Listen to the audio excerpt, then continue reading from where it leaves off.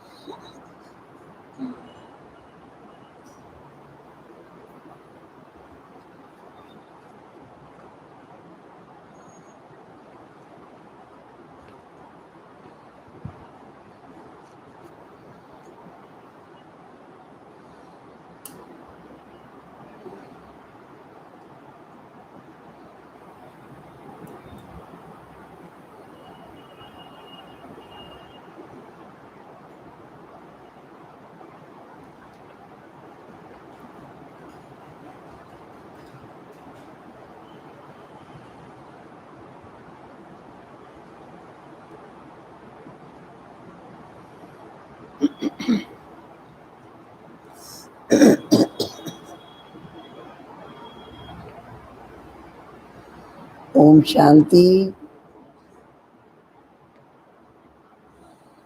आज 18 तारीख की मुरली है, सतगुरुवार है। मुरली का सार है, मीठे बच्चे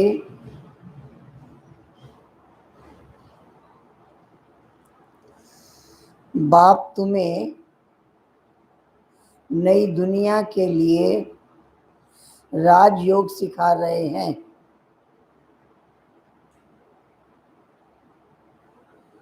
बाप तुम्हें नई दुनिया के लिए राजयोग सिखा रहे हैं। इसलिए इस पुरानी दुनिया का विनाश भी जरूर होना है।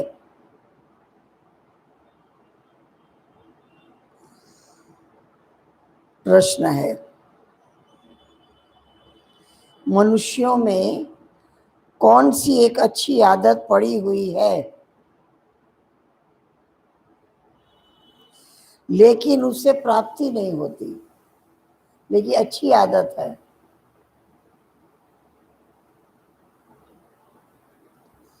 कौन सी अच्छी आदत है? भगवान का नाम लेने की आदत है। कुछ भी होगा हे राम करेंगे। मनुष्यों में भगवान को याद करने की आदत पड़ी हुई है।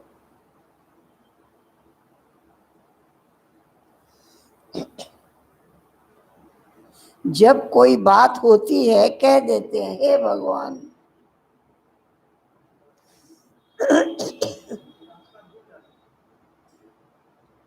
हे भगवान, हे राम कहेंगे। सामने शिव का भक्त होगा तो उसके सामने शिवलिंग की प्रतिमा आएगी। कृष्ण का भक्त होगा तो कृष्ण का मूर्त आएगी।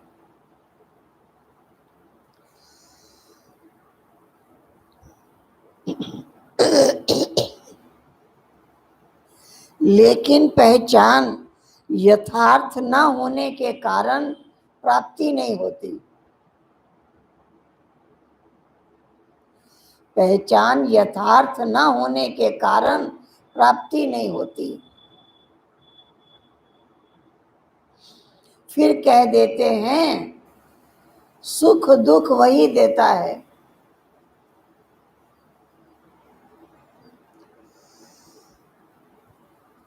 तुम बच्चे अभी ऐसा नहीं कहेंगे। भगवान ही सुख दुख देता है।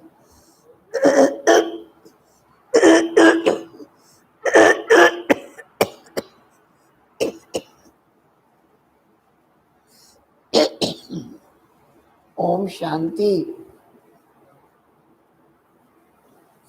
बाप जिसको रचता कहा जाता है, क्रिएटर है ना, किसका रचता? किसका रचता? नई दुनिया का रचता।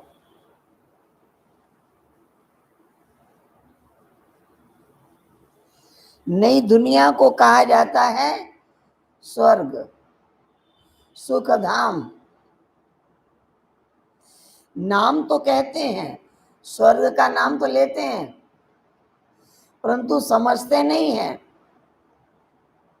स्वर्ग कहाँ है। समझते नहीं है। कोई स्वर्ग गया या नहीं गया ये जानते नहीं है। कृष्ण के मंदिर को भी सुख धाम कहते हैं। अब वो तो हो गया छोटा मंदिर। कृष्ण तो विश्व का मालिक था।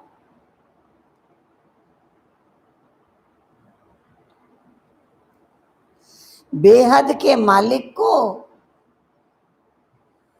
बेहद के मालिक को हद का मालिक बना देते हैं। कृष्ण के छोटे से मंदिर को सुखधाम कहते हैं। हद हो गई, छोटा हो गया। बुद्धि में ये नहीं आता है वो तो विश्व का मालिक था, भारत में रहने वाला था। तुमको भी पहले कुछ पता नहीं था। बाप को तो सब कुछ पता है ना। सृष्टि के आदि मध्य अंत को जानते हैं। अभी तुम बच्चे जानते हो। दुनिया में ये किसी को भी पता नहीं है ब्रह्मा विष्णु शंकर कौन है।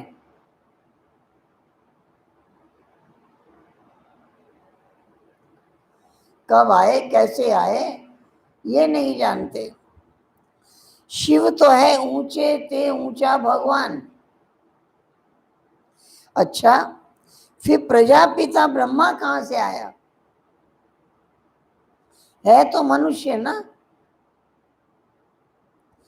प्रजापिता ब्रह्मा तो जरूर यहां ही चाहिए ना, जिससे ब्राह्मण पैदा हो।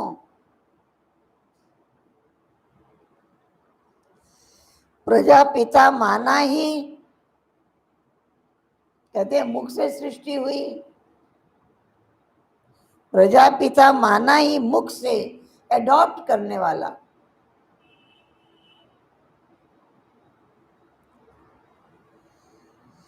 तुम हो मुख वंशावली।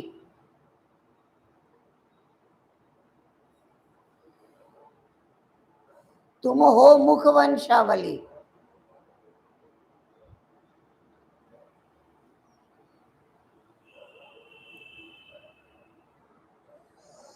अब तुम जानते हो कैसे ब्रह्मा को बाप ने आकर, शिव बाबा ने आकर अपना मुख वंशावली बनाया।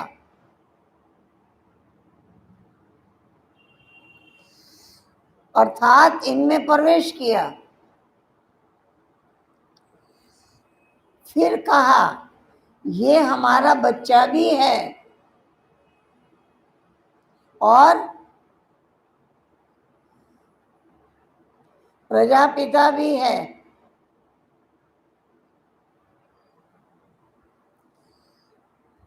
तुम जानते हो ब्रह्मा नाम कैसे पड़ा?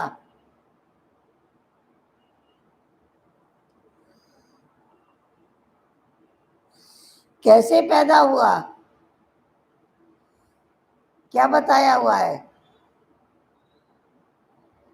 शेषनाग की सैया पर विष्णु जी प्रकट हो गए, यही दिखाया ना। उनकी नाभि से कमल उत्पन्न हुआ, कमल पर ब्रह्मा जी प्रकट हुए। प्रकट हुए तो वृद्ध अवस्था में थे, यही बताया ना। बाबा ने कहा ब्रह्मा कैसे प्रकट हुए? शिव बाबा ने तन में प्रवेश किया, नाम ब्रह्मा रखा, विष्णु का उनको साक्षात्कार कराया।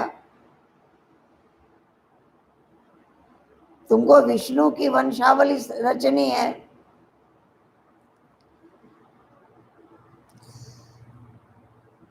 तुम जानते हो ब्रह्मा नाम कैसे पड़ा, कैसे पैदा हुआ, ये और कोई नहीं जानते।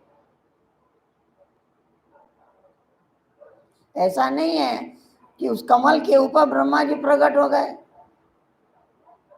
चित्रकार ने चित्र बनाया है, भावना है इसके अंदर, लेकिन ये यथार्थ नहीं है। शिव बाबा ने तन में प्रवेश किया, नाम ब्रह्मा रखा। जब प्रवेश किया वृद्ध अवस्था थी।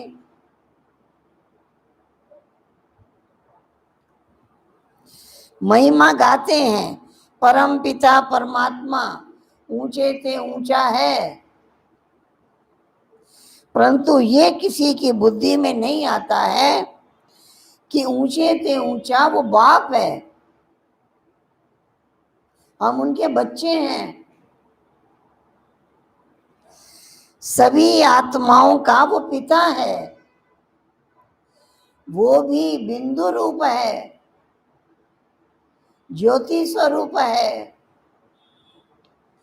उनमें सृष्टि के आदि मध्य अंत का ज्ञान है। ये नॉलेज भी तुमको अभी मिली है। शिव बाबा में पूरा ज्ञान है, सृष्टि का आदि मध्य अंत का ज्ञान और किसी में नहीं है। क्यों नहीं है औरों में ज्ञान? सृष्टि का एक नियम बना हुआ है, जब आत्मा शरीर छोड़ देती है पिछले जन्म की सारी बातें भूल जाती है। वृद्ध अवस्था में शरीर छोड़ा, बाल बच्चे परिवार बहुत है ना, शरीर छोड़ा, दूसरा जन्म लिया, पीछे की सारी बातें भूल जाती है। अगर ना भूले तो ये ड्रामा आर्टिफिशियल लगेगा, रियल नहीं लगेगा। बच्चे में वो बचपना नहीं होगा, कुछ नहीं जानता, इसलिए जन्म मरण में आने वाला सब कुछ नहीं जानता, पिछली बातें भूलता ही है नियम अनुसार। तो जो जन्म मरण रहित है उसमें सारा ज्ञान है। आदि कैसे हुआ, मध्य में क्या हुआ, अंत कैसे हुआ, फिर आदि कैसे होगी, वही सारा जानता है। ये नॉलेज तुमको अभी मिली है, पहले जरा भी ये ज्ञान नहीं था। मनुष्य सिर्फ कहते रहते हैं ब्रह्मा विष्णु शंकर, जानते कुछ भी नहीं। उनको समझाना है। अभी तुम समझदार बने हो, समझाने वाला बने हो, जानते हो ब्रह्मा, जानते हो बाप ज्ञान का सागर है, जो हमको ज्ञान सुनाते हैं। कौन ज्ञान सुना रहे हैं? ज्ञान का सागर ज्ञान सुनाते हैं, पढ़ाते हैं, रोज रोज पढ़ाते हैं, क्योंकि उनको सिर्फ पढ़ाना नहीं है, पढ़ाकर देवता बनाना है, खाली कथा नहीं करनी है। रोज पढ़ाते हैं, रोज मेहनत करते हैं। ये राजयोग है सतयुग नई दुनिया के लिए, तो नई दुनिया के लायक बनाते हैं। जरूर पुरानी दुनिया का विनाश होना चाहिए, उसके लिए ये महाभारत लड़ाई है। आधा कल्प से लेकर तुम भक्ति मार्ग के शास्त्र पढ़ते आए हो।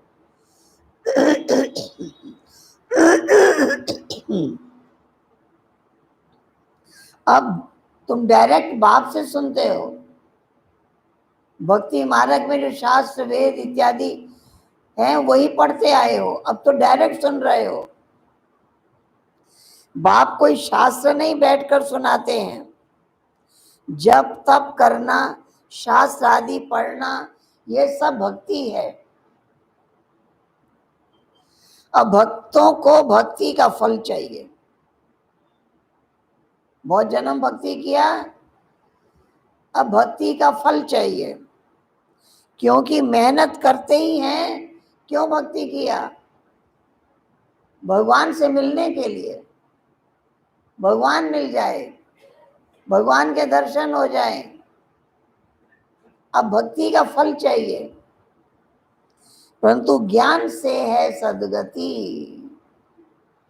ज्ञान और भक्ति दोनों इकट्ठा चल नहीं सकता। अभी है ही भक्ति का राज्य, सब भक्त हैं। हर एक के मुख से ओ भगवान, ओ गॉड फादर निकलता है। तुम बच्चे जानते हो बाप ने अपना परिचय दिया है। मैं परमात्मा हूं और मेरा रूप ज्योति बिंदु रूप है। मैं छोटा बिंदु स्वरूप हूं। मुझे ही ज्ञान का सागर कहते हैं। मुझ बिंदु में सारा ज्ञान भरा हुआ है। आत्मा में नॉलेज रहती है। अभी तुम बच्चे समझते हो, उनको परम पिता परमात्मा कहा जाता है, और किसी को परम पिता परमात्मा नहीं कहा जाता। एक परमात्मा कोई, वो एक है, अनेक नहीं है, एक है।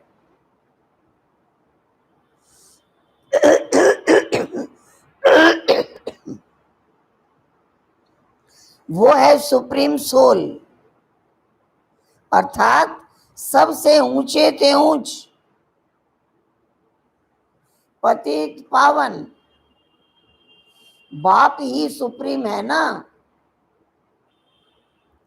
मनुष्य हे भगवान कहेंगे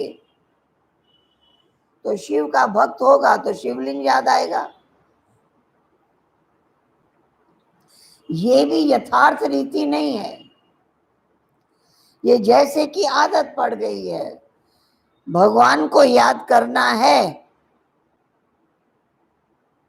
भगवान ही सुख दुख दाता है, ऐसा मानते आए हैं। सब कुछ वही देता है। तुम बच्चे ऐसा नहीं कहेंगे। तुम जानते हो बाप तो सुखदाता है। हाँ, सुखदाता है। जब सुख की दुनिया रचते हैं तो ऊंचे के ऊंचा पद पाने के लिए पुरुषार्थ कराते हैं। जो जितना पुरुषार्थ करता है उतना पद पाता है। ऐसा नहीं वही किसी को राजा बना देता है, वही किसी को प्रजा बना देता है, वही किसी को दास दासी बना देता है। नहीं, वो राजा महाराजा बनने की पढ़ाई पढ़ाता है, राजयोग सिखाता है। जो जितना पुरुषार्थ करते हैं उतना फल पाते हैं। इसलिए भगवान कहते हैं मैं सुखदाता नहीं, सुख पाने का रास्ता दिखाता हूं। जो चलता है उसको मदद भी करता हूं, शक्ति भी देता हूं, गाइड भी करता हूं। करना तो उसको पड़ेगा ना। तुम जानते हो बाप तो सुखदाता है। सतयुग में सुख धाम था, वहां दुख का नाम निशान नहीं था। कलयुग में है ही दुख। चाहे कोई कितना ही धनवान हो, उसको शरीर की बीमारी है, किसी को केस मुकदमे है, कोई और झगड़ा है।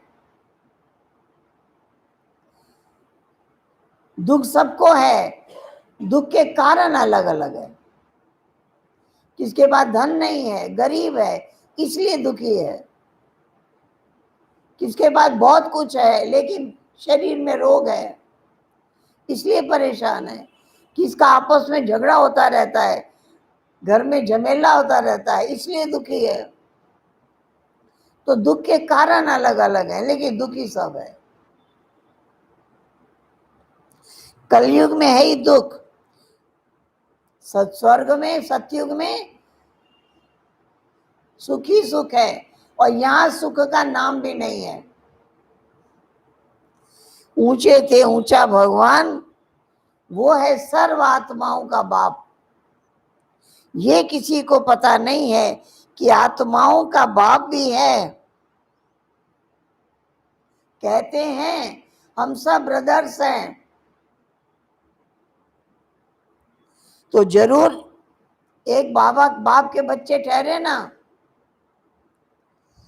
कोई फिर कह देते वो सर्वव्यापी है, तेरे में मेरे में भी है। अरे तुम तो आत्मा हो, ये तुम्हारा शरीर है, फिर तीसरी चीज कैसे हो सकती है?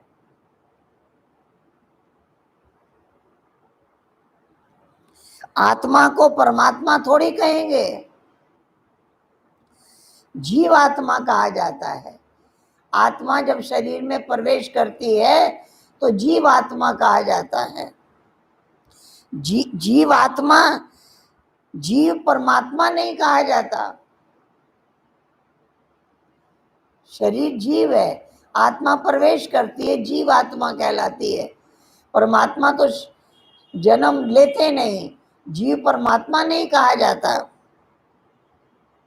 फिर परमात्मा सर्वव्यापी कैसे हो सकता है? बाप सर्वव्यापी होता तो फादरहुड हो जाता, सब भगवान हो जाते। फादर को फादर से वर्षा थोड़ी मिलेगा, बाप से तो बच्चा ही वर्षा लेता है। सब फादर कैसे हो सकते हैं? इतनी छोटी सी बात भी समझ में नहीं आती है। परमात्मा सब में है, फिर दुखी क्यों हो रहे हैं, फिर पुकार क्यों रहे हैं, मांग किससे रहे हैं, हमारे दुख दूर करो किसको कह रहे हैं। इतनी छोटी बात भी समझ में नहीं आती है। समझते हैं पाप पुण्य सब वही करा रहा है, सुख दुख सब वही दे रहा है। तब आप कहते हैं बच्चे, हमने आज से 5000 वर्ष पहले तुमको कितना समझदार बनाया था, सारी आदि मध्य अंत की समझ दी थी। अब तुम एवर हेल्दी वेल्दी समझदार थे। जब समझदार बनाया तो सतयुग में एवर हेल्दी एवर वेल्दी समझदार थे। इससे जास्ती समझदार कोई हो ही नहीं सकता है। तुमको अभी जो समझ मिलती है ये फिर समझ सतयुग में नहीं होगी। वहां ये थोड़ी मालूम रहता है हम फिर गिरेंगे। सतयुग में तो ये पता नहीं होगा ना, त्रेता युग आएगा फिर कलयुग आएगा, गिरावट होगी ये तो याद नहीं होगा। ये मालूम हो अगर तो सुख की भासना ही ना रखें। ये ज्ञान फिर प्राय लोप हो जाता है। ये ड्रामा का ज्ञान सिर्फ अभी तुम्हारी बुद्धि में है। इस ज्ञान से हमको क्या फायदा है, अभी चढ़ती कला है, अभी हम स्वर्ग के मालिक बन रहे हैं, अभी भगवान मिला है वो हमको पढ़ा रहा है, ऊंची प्राप्ति है। सतयुग के बाद तो नीचे गिरने का है, सतो प्रधान से सतो रजो तमो में आना है। वहां ये ज्ञान रहेगा तो दुख होगा, वहां ज्ञान नहीं रहता। अभी चढ़ती कला है, अभी सारा ज्ञान रहता है।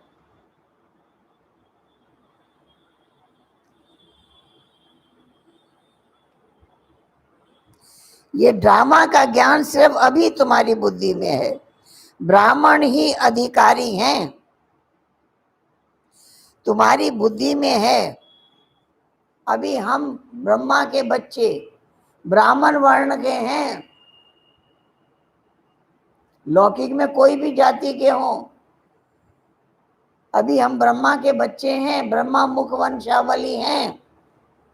ब्राह्मणों को ही बाप ज्ञान सुनाते हैं, फिर सबको सुनाते हैं, बच्चे फिर सबको सुनाते हैं। गायन भी है, भगवान ने आकर स्वर्ग की स्थापना की, राजयोग सिखाया। देखो कृष्ण जयंती मनाते हैं, समझते हैं कृष्ण वैकुंठ का मालिक था, परंतु वो विश्व का मालिक था ये बुद्धि में नहीं आता है। जब वैकुंठ था, जब स्वर्ग था तो विश्व ही छोटा सा था।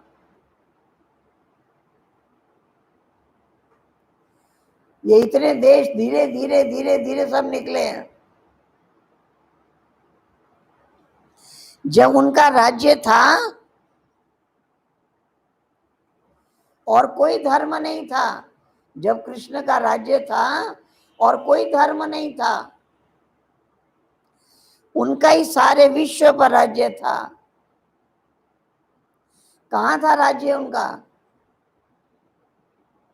कृष्ण का राज्य कहाँ दिखाया? यमुना के कंठे पर दिल्ली में यमुना के कंठे पर। अब तुमको ये कौन समझा रहे हैं? भगवानोवाच। बाकी ये जो भी वेद शास्त्र आदि सुनाते हैं वो भक्ति मार्ग के हैं। यहाँ खुद भगवान तुमको सुना रहे हैं। भक्ति मार्ग में कथाएं लिखी गई, जैसे जैसे मन में विचार आते गए ऐसे लिखते गए लिखते गए लिखते गए लिखते गए, पूरा स्टोरी लिखी। समझा अब संसार बहुत गिरावट में जाएगा, इसलिए रामायण की रचना हुई।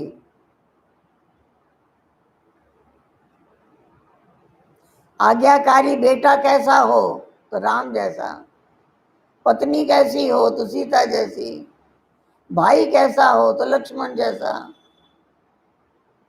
सिखाने के लिए लिखा गया।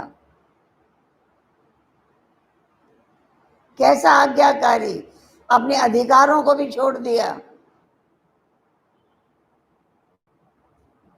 सेवक कैसा हो, हनुमान जैसा। तो ये सब सिखाने के लिए, और इतना लोग रामायण पढ़ते हैं, इतना राम कथा होती है, कोई राम तो बनता ही नहीं, खाली सुनते हैं।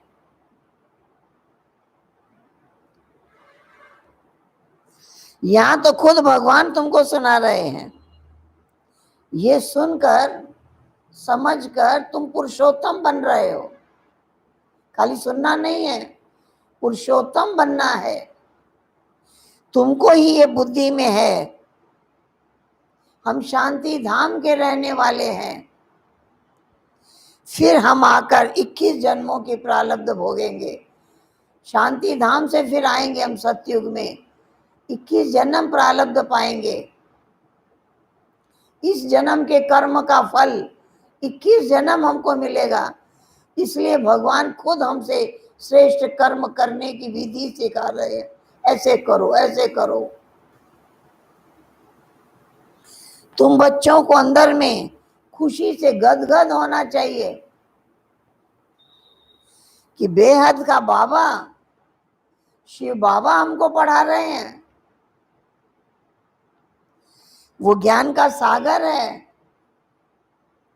सृष्टि के आदि मध्य अंत को जानता है। ऐसा बाबा हमारे लिए आया है। खुशी में गुदगुदी होती है।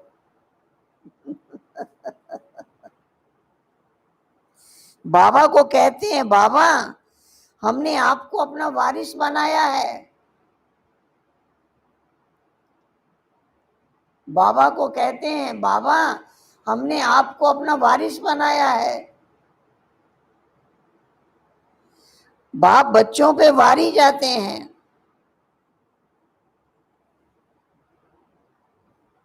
बाबा को वारिस बनाया तो अपना सब कुछ जैसे बच्चे को दे देते हैं, ऐसे बच्चे अपना सब कुछ बाबा को दे देते हैं। फिर बाबा ने भी अपना वारिस बनाया है तो 21 जन्म का राज्य भाग्य देते हैं। देखो, बाबा हमने आपको अपना वारिस बनाया है। जैसे बाप बच्चों पे वारी जाते हैं, बच्चे फिर कहते हैं, भगवान आप जब आएंगे हम आप पर वारी जाएंगे। अथवा आप बच्चा बनाएंगे, आप पर वारी जाएंगे, बलिहार जाएंगे, कुर्बान हो जाएंगे। ये भी अपने बच्चों को ही वारिस बनाते हैं। बाबा को वारिस कैसे बनाएंगे? बड़ी गुह्य बात है। श्री बाबा को अपना बेटा बना लेना और अपना सब कुछ उसके अर्पण करना, ये बड़ी गुह्य बात है। अपना सब कुछ एक्सचेंज करना, क्योंकि जो देते हैं फिर हमको रिटर्न में मिल जाता है पदम गुना होकर। इसलिए बाबा क्या कह रहे हैं? अपना सब कुछ एक्सचेंज करना। इसमें बुद्धि का काम है। गरीब तो झट एक्सचेंज कर लेंगे, गरीब के पास थोड़ा है वो झट अर्पण कर देते हैं। शाहूकार मुश्किल करेंगे। जब तक पूरी तरह ज्ञान ना उठाएं, इतनी हिम्मत नहीं रहती। गरीब झट कह देते हैं, बाबा हम तो आपको वारिस बनाएंगे, आप पर वारी जाएंगे, कुर्बान हो जाएंगे। बड़ी गुह्य बात है भगवान को वारिस बनाना, अपना सब कुछ एक्सचेंज करना, इसमें बुद्धि का काम है। गरीब झट एक्सचेंज कर लेते, शाहूकार मुश्किल करेंगे, जब तक पूरी रीति ज्ञान ना उठाएं, इतनी हिम्मत नहीं रहती।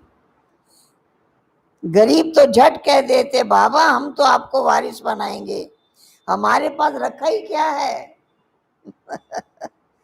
वारिस बनाकर फिर शरीर निर्वाह भी अपना करना है, सिर्फ ट्रस्टी समझ कर रहना है। बाबा को वारिस बनाया, फिर जो कुछ भी है उसको बाबा का समझकर संभालना है, ट्रस्टी होके रहना है।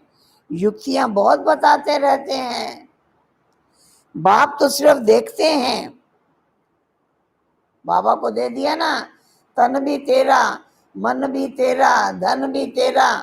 अब बाबा क्या देखते हैं, कोई पाप कर्म में तो पैसा खराब नहीं कर रहे हैं, धन को कहीं पाप कर्म में तो नहीं लगा रहे हैं, मनुष्य को पुण्य आत्मा बनाने में पैसा लगा रहे हैं। बाबा पुण्य करना सिखा रहे हैं ना, उस कार्य में भी हमारा धन लग जाए। सर्विस भी कायदे से करते हैं, ज्ञान की सर्विस के भी नियम कायदे हैं। कैसे ज्ञान सुनाओ, ये पूरी जांच करेंगे फिर राय देंगे। ये भी धंधे में ईश्वर अर्थ निकालते थे ना बाबा, ब्रह्मा बाबा जब अपना धंधा करते थे ये भी ईश्वर अर्थ निकालते थे। वो था इनडायरेक्ट, साधु संत महात्माओं को जाकर देते, दान पुण्य करते, वो हुआ ईश्वर को दे रहे थे इनडायरेक्ट। अभी बाप डायरेक्ट आए हैं। मनुष्य समझते हैं हम जो कुछ करते हैं फल ईश्वर दूसरे जन्म में देते हैं। कोई गरीब दुखी है, समझता है कर्म ही ऐसा किया हुआ है इसलिए दुख आ रहा है। अच्छे कर्म किए हैं तो सुखी है। बाप तुम बच्चों को क्या समझा रहे हैं, कर्मों की गुह्य गति समझा रहे हैं, किस कर्म का क्या फल होता है।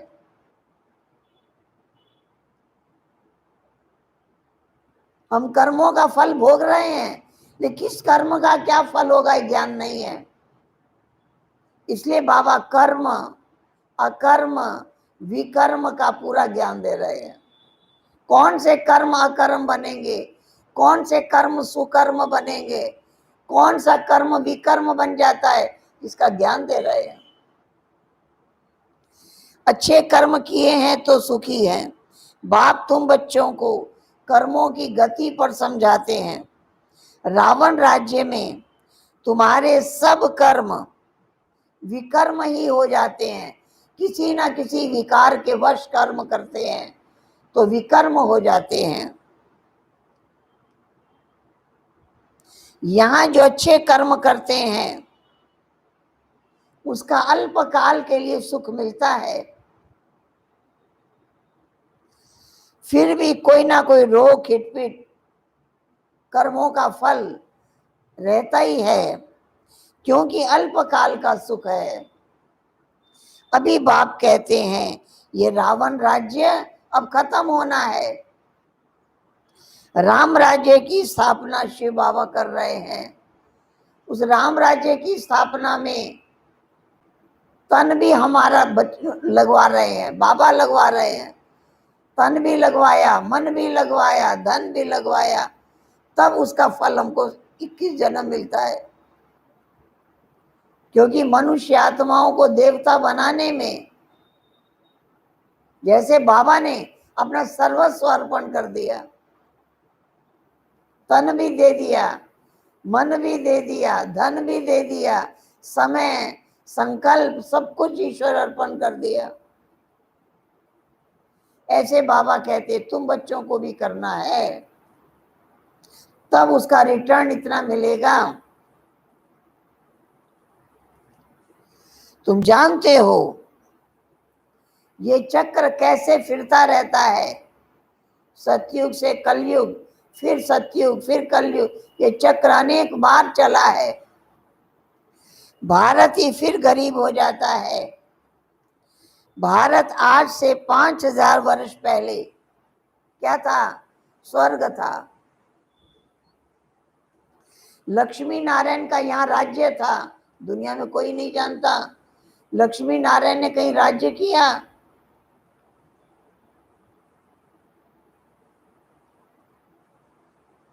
लक्ष्मी नारायण का कहाँ जन्म हुआ? कभी जन्म दिखाया कहीं? नारायण को दिखाया शेषनाग की शैया पर लेटे हुए थे, प्रकट हो गए। लक्ष्मी को दिखाया सागर मंथन से प्रकट हुई। उनकी कहानी नहीं जानते। उन्होंने कहीं राज्य किया? नहीं जानते। इतने लक्ष्मी नारायण के मंदिर है। 5000 वर्ष पहले भारत स्वर्ग था, लक्ष्मी नारायण का राज्य था। पहले गद्दी उनकी चली थी। बाबा ने बताया है, छोटेपन में नाम कृष्ण था, स्वयंवर के समय नाम नारायण हुआ। राधे का नाम बचपन में राधे था, स्वयंवर के समय नाम लक्ष्मी हुआ। राधे कृष्ण ही लक्ष्मी नारायण है। ये बात कोई नहीं जानते। बाबा ने समझाया है।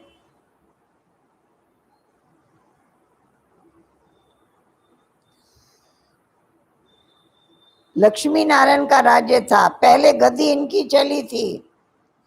कृष्ण प्रिंस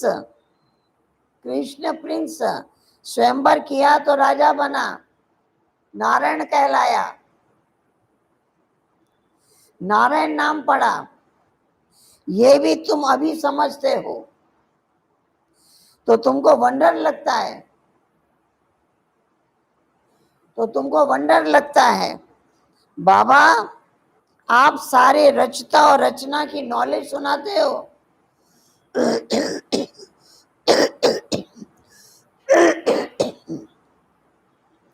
आप हमको कितना ऊंचा उठाते हो।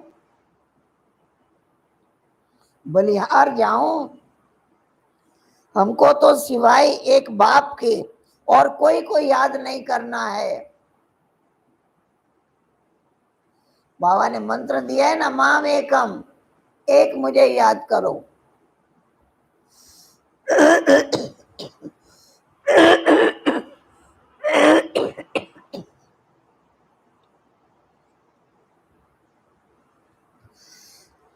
तुम अभी समझते हो, तुमको वंडर लगता है। बाबा आप सारे रचता और रचना की नॉलेज सुनाते हो, आप हमको कितना ऊंचा चढ़ा पढ़ाते हो। बलिहार जाऊं, हमको तो सिवाय एक बाप के और कोई को याद नहीं करना है, अंत तक पढ़ना है।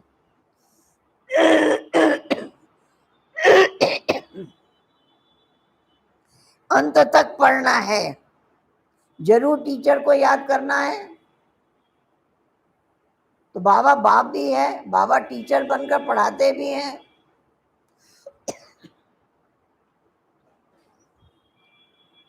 स्कूल में टीचर को याद करते हैं ना।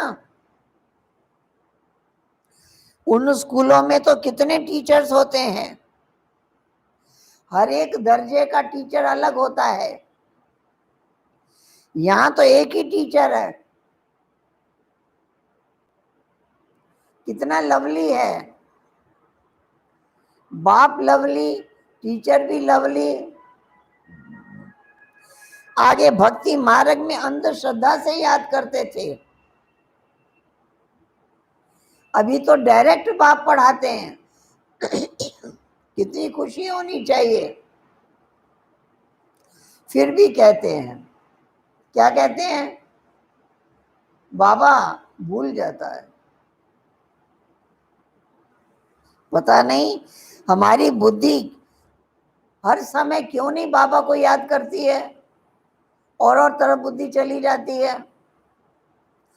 गाते भी हैं ईश्वर की गत मत न्यारी,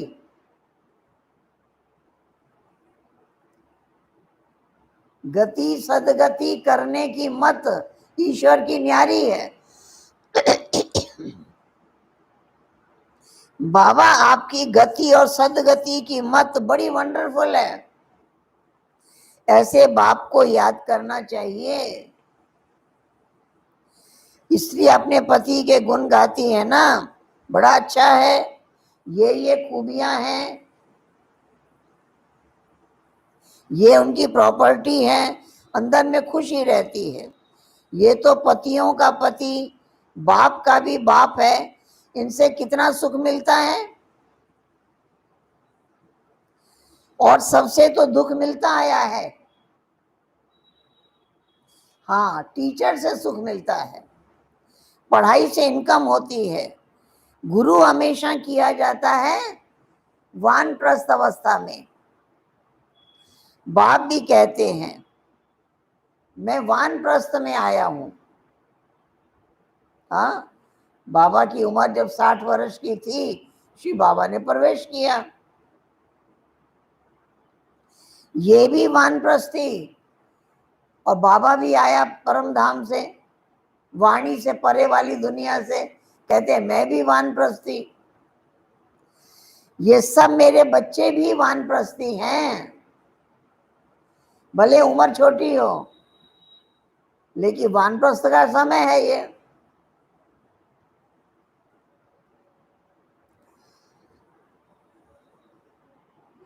बाप टीचर गुरु तीनों इकट्ठे हैं, एक ही है, बाप भी है, वही टीचर भी है, वही गुरु भी है। बाप टीचर भी बनते हैं, फिर गुरु बनकर साथ ले जाते हैं।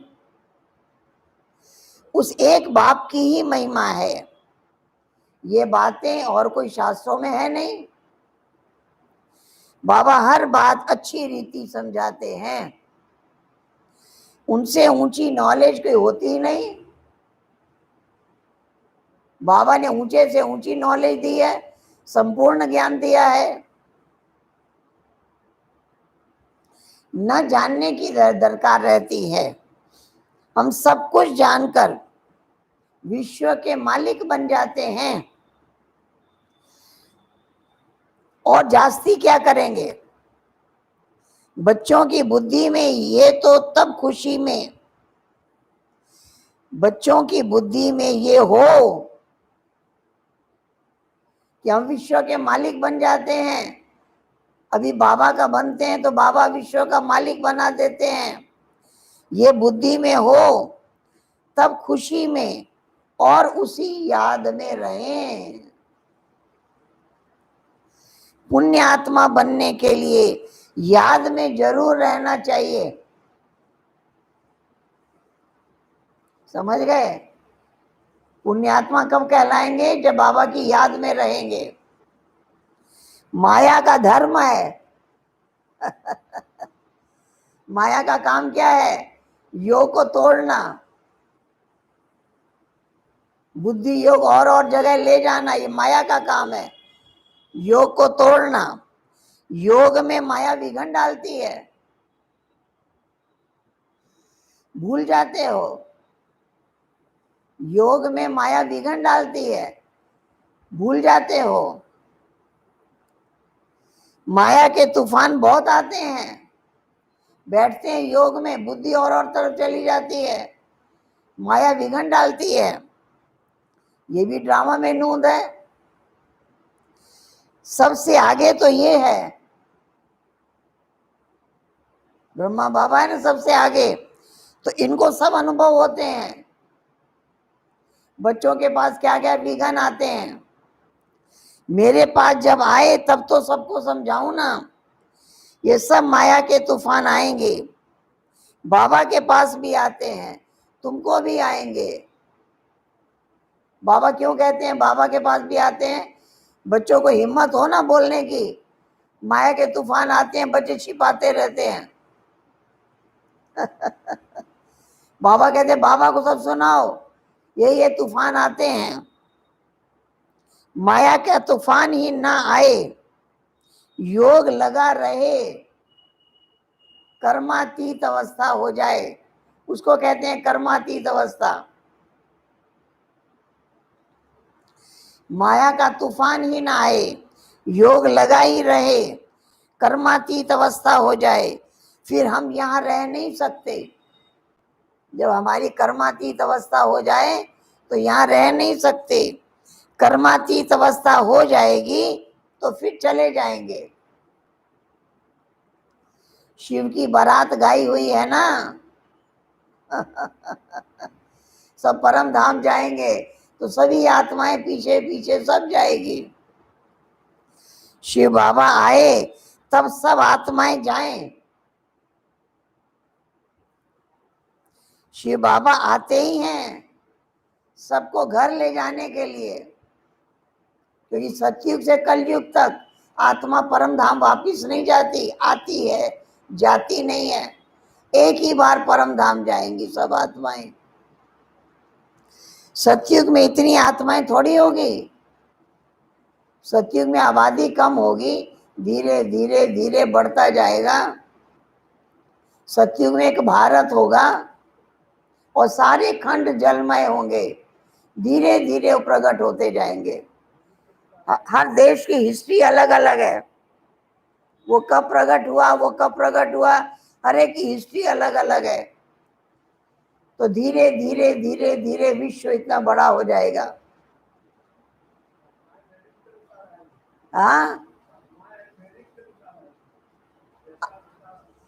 हाँ हाँ, अपने अपने समय पर आएंगी आत्माएं।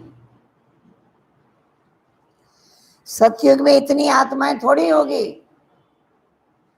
जितनी कलयुग में है। सतयुग में थोड़ी आत्माएं होगी।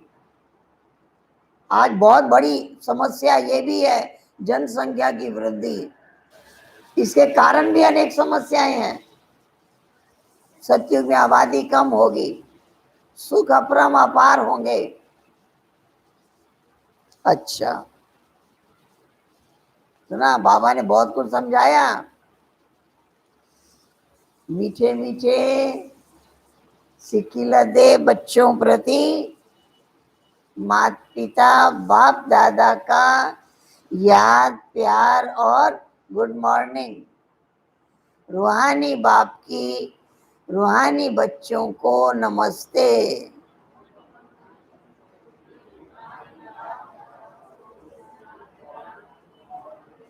गुड मॉर्निंग और नमस्ते।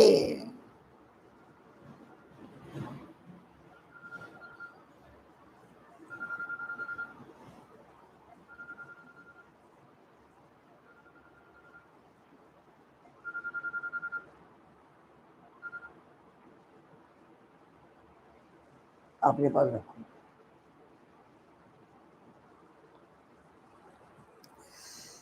धारणा के लिए मुख्य सार, शिव बाबा को अपना वारिस बनाकर क्या करना है? शिव बाबा को अपना वारिस बना लेना है। वारिस बनाकर सब कुछ एक्सचेंज कर देना है। जैसे माता पिता अपना सब कुछ बच्चे को दे देते हैं, शिव बाबा को अपना वारिस बनाकर सब कुछ एक्सचेंज कर देना है। वारिस बनाकर शरीर निर्वाह भी करना है, ट्रस्टी समझ कर रहना है। बाबा को वारिस बनाना है, प्रवृत्ति में भी रहना है, उसका समझ कर रहना है।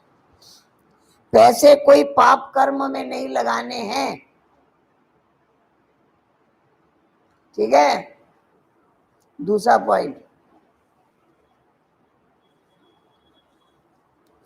अंदर खुशी में गुदगुदी होती रहे।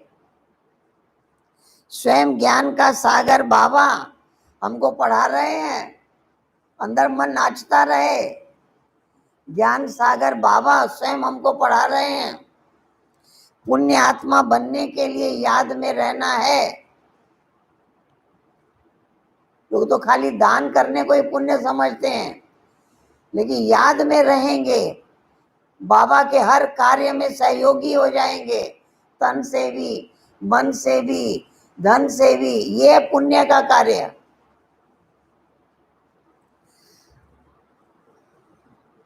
पुण्य आत्मा बनने के लिए याद में रहना है, माया के तूफानों से डरना नहीं है। माया विघ्न डालेगी, लेकिन विघ्नों को पार करने की शक्ति रखनी है। जब बाबा साथ है तो सारा पार हो जाएंगे। वरदान। रूहानियत की स्थिति द्वारा, रूहानियत की स्थिति द्वारा व्यर्थ बातों का स्टॉक खत्म करने वाले। रूहानियत की स्थिति, रूह माना आत्मा, आत्म अभिमानी अवस्था। मैं आत्मा हूं, मैं बाबा का हूं, इस स्मृति में रहना, यह है रूहानियत की स्थिति। इससे क्या? व्यर्थ बातों का स्टॉक खत्म। जो बीत गया, बाबा ने कहा ड्रामा में था, भूल जाओ। जो होना था वो हुआ। पास इज पास।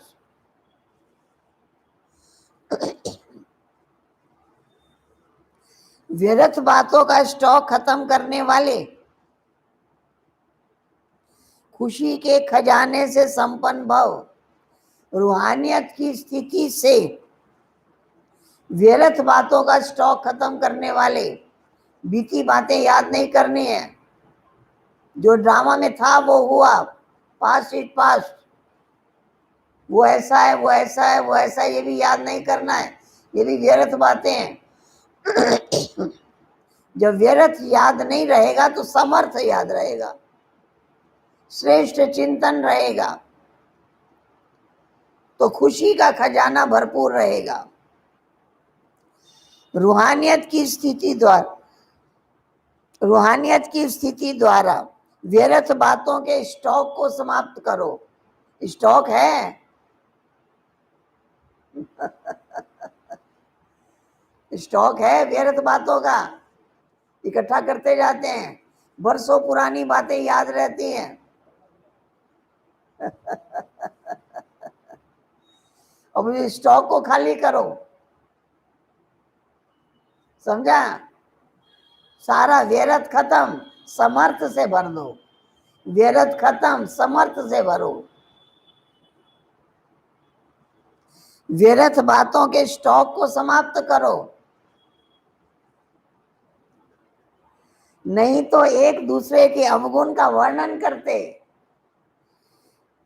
बीमारी के जर्म्स वायुमंडल में फैलाते रहेंगे। वो ऐसा है, वो ऐसा है, वो ऐसा है।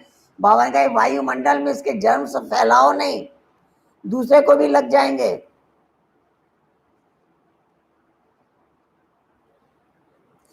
एक दूसरे के अवगुण का वर्णन करते हैं तो अवगुण रूपी बीमारी के जर्म्स फैलते हैं, औरों में भी आ जाते हैं। वातावरण वायुमंडल में फैलाते रहेंगे, इससे वातावरण पावरफुल नहीं बनेगा। वातावरण में शांति, प्रेम, आनंद, सुख भरा रहे। तो कब भरा रहेगा? जब हम बात ही करेंगे शांति की, बात ही करेंगे सुख और आनंद की, बात ही करेंगे प्रभु प्रेम की, तो वातावरण में वही रहेगा। जहां व्यर्थ बातें होती हैं वहां का वातावरण व्यर्थ का बन जाता है। वहां जाने से ही टेंशन होगा, दुख होगा। इससे वातावरण पावरफुल नहीं बनेगा। आपके पास अनेक भावों से अनेक आत्माएं आएंगी, लेकिन आपकी तरफ से शुभ भावना की बातें ही ले जाए। बाबा ने कहा आपके पास लोग टेंशन से भर करके आएंगे, दुख से भरे हुए आएंगे, लेकिन आपके पास से शुभ भावना ही लेके जाए। और जो लेकर आए वो खत्म हो जाए उनका, अपने साथ लेकर ना जाए वापिस। वो तब होगा जब आपके पास वातावरण पावरफुल होगा। शुभ ही शुभ सुने, आपकी तरफ से शुभ भावना की बातें ही ले जाएं। ये तब होगा जब स्वयं के पास खुशी की बातों का स्टॉक जमा होगा। हमारे पास खुशी की बातों का स्टॉक होगा, वही चर्चा करेंगे ना, वही बोलेंगे, वही और ले जाएंगे। खुशी की बातों का स्टॉक जमा करना है। यदि दिल में किसी के प्रति कोई व्यर्थ बातें होंगी, अगर दिल में किसी के प्रति व्यर्थ बातें होंगी तो जहां बातें हैं वहां बाबा की याद नहीं होगी। जहां बातें करेंगे दुख की बातें, ऐसा है ऐसा है ऐसा है, फलाना ऐसा है, जहां दुख की बातें करेंगे वहां बाबा की याद नहीं रहेगी, वहां बाबा नहीं रहेगा। समझा? वहां बाप नहीं है, लेकिन दुख देने का पाप होता रहेगा। हम दुख की चर्चा करेंगे, दूसरे को भी दुख मिलेगा। जहां बाबा है वहां सुख शांति और आनंद होगा। जहां व्यर्थ बातें करेंगे वहां बाबा नहीं होगा। दुख की अनुभूति करेंगे तो जहां पाप है वहां दुख है। समझ गए? वरदान क्या है? खुशी के खजाने से संपन्न भव। खुशी के खजाने से संपन्न कब होंगे? जब व्यर्थ का स्टॉक खत्म करेंगे। फुल स्टॉप लग जाए। किसी का दोष नहीं है, ड्रामा में था इसलिए हुआ। ठीक है? स्लोगन, स्मृति का स्विच ऑन हो। स्मृति का स्विच ऑन हो। मैं आत्मा हूं, मैं बाबा का हूं, मैं परम धाम निवासी हूं, मेरा लक्ष्य क्या है। स्मृति का स्विच ऑन हो तो मूड ऑफ हो नहीं सकता। समझ गए? समझ गए? मूड ऑफ कब होता है? जब स्मृति का स्विच ऑफ है तब मूड ऑफ हो जाता है। स्मृति का स्विच ऑन रहे तो कभी मूड ऑफ नहीं हो सकता। मैं कौन हूं, मैं किसका हूं, मैं कहां का रहने वाला हूं, मेरा लक्ष्य क्या है, बाबा से प्राप्तियां कितनी ज्यादा हैं, यही याद रहे तो मन हमेशा खुशियों से भरा रहेगा। ठीक है?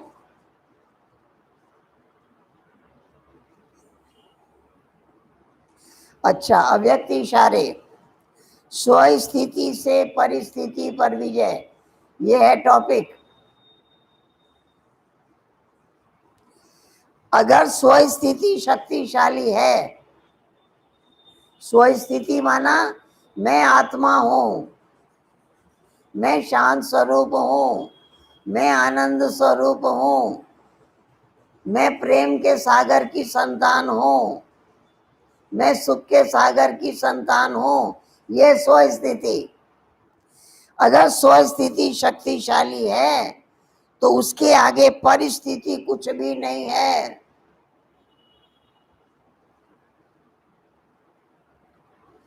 परिस्थिति का कोई प्रभाव नहीं रहेगा। प्रकृति के भी मालिक आप हो। ये शरीर पंच तत्वों से बना है, प्रकृति से इसके भी मालिक आप हो। आपके परिवर्तन से प्रकृति का परिवर्तन होता है। आपके परिवर्तन से प्रकृति का परिवर्तन होता है। इस समय आप सतो प्रधान बन रहे हो तो प्रकृति भी तमो से सतो में परिवर्तन हो रही है। प्रकृति भी सतो प्रधान बन जाएगी। हम सतो प्रधान बनेंगे तो प्रकृति को सतो प्रधान बनाना नहीं पड़ेगा। वो आत्मा की अवस्था पर डिपेंड करता है। जब हम सतो प्रधान होंगे तो प्रकृति सतो प्रधान होगी। जब आत्मा तमो प्रधान होती तो प्रकृति भी तमो प्रधान हो जाती है। इस समय आप सतो प्रधान बन रहे हो तो प्रकृति भी तमो से सतो में परिवर्तन हो रही है। आप रजोगुनी बनते हो तो प्रकृति भी रजोगुनी बन जाती है। समझ गए? स्व स्थिति बनाओ। स्व स्थिति शक्तिशाली है तो परिस्थिति कुछ भी नहीं है। समझ गए? स्व स्थिति को मजबूत बनाना है, शक्तिशाली बनाना है। स्व स्थिति शक्तिशाली होगी तो परिस्थिति पावरफुल, परिस्थितियों को पार करने की शक्ति रहेगी। ठीक है? ठीक है, क्या कहा आज बाबा ने?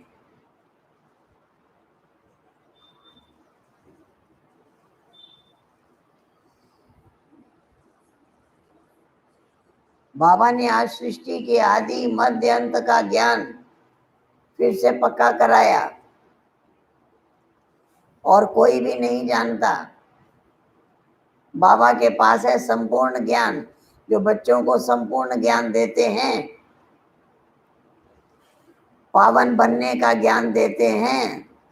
दुनिया में भक्ति मार्ग में भावना तो है, हे भगवान हे राम कहने की आदत तो है, ये तो अच्छी आदत है, लेकिन पहचान नहीं है भगवान है कौन, इसलिए प्राप्तियां नहीं हुई। अभी भगवान ने खुद आके अपना परिचय दिया, सृष्टि के आदि मध्य अंत का सारा ज्ञान दिया। जो कृष्ण को वैकुंठनाथ तो कहते हैं, लेकिन वैकुंठ कहाँ था, कैसा था, उसकी चर्चा नहीं है। बहुत असुर दिखा दिए, उसको मारा, उसको मारा, उसको मारा।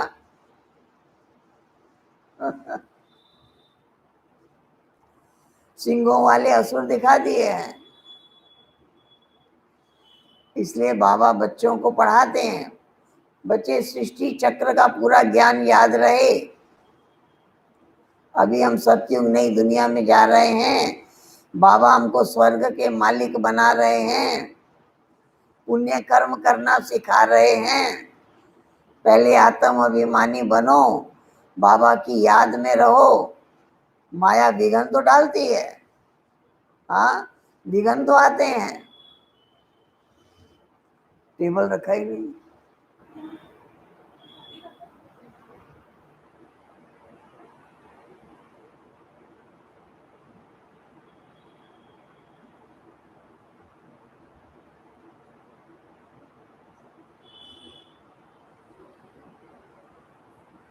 चलिए, ओम शांति।